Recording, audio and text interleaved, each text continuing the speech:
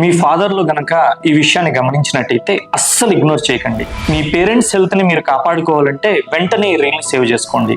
చాలా మంది ఇళ్లలో రాత్రిపూట ఫాదర్ లేదా గ్రాండ్ ఫాదర్ 3 నుంచి 4 సార్లు యూరిన్కి వెళ్ళటం మనం చూస్తుంటాం. అది ఏజ్ వలనో లేదా డయాబెటీస్ వలన అని జనరల్గా ఇగ్నోర్ చేస్తుంటాం.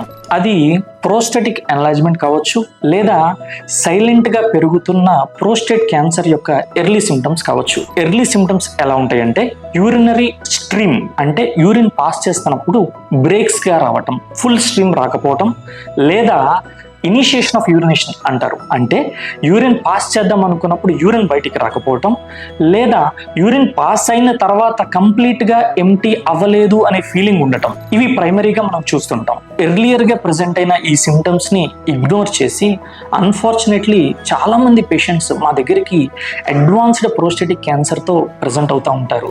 50 years దాటిన మగవాళ్ళు ఎవరైనా ఇయర్లీ వన్స్ ప్రోస్టేట్ ఎగ్జామినేషన్ చేయించుకోవటం, బ్లడ్లో పిఎస్ఏ లేదా అల్ట్రాసౌండ్ తప్పనిసరిగా చేయించుకోవాలి. ఇది కాకుండా 45 years యూజువల్లీ ఫ్యామిలీ మెంబర్స్ అంటే ఫాదర్ కానీ గ్రాండ్ ఫాదర్ బ్రదర్స్ కానీ, లేదా మీ ఫాదర్ బ్రదర్స్ కానీ, లేదా మీ బ్రదర్ కానీ ఎవరికన్నా ప్రోస్టేట్ క్యాన్సర్ ఉంటే కనుక 45 years నుంచే మీరు ఇయర్లీ వన్స్ ప్రోస్టేట్ ఎగ్జామినేషన్ మరియు బ్లడ్లో పిఎస్ఏ లేదా అల్ట్రాసౌండ్ తప్పనిసరిగా చేయించుకోవాలి. మీ ఫ్రెండ్స్ అండ్ ఫ్యామిలీ మెంబర్స్కి ఈ వీడియో షేర్ చేయండి. ఇలాంటి మరిన్ని వీడియోస్ కోసం మన పేజ్ని ఫాలో అవ్వండి.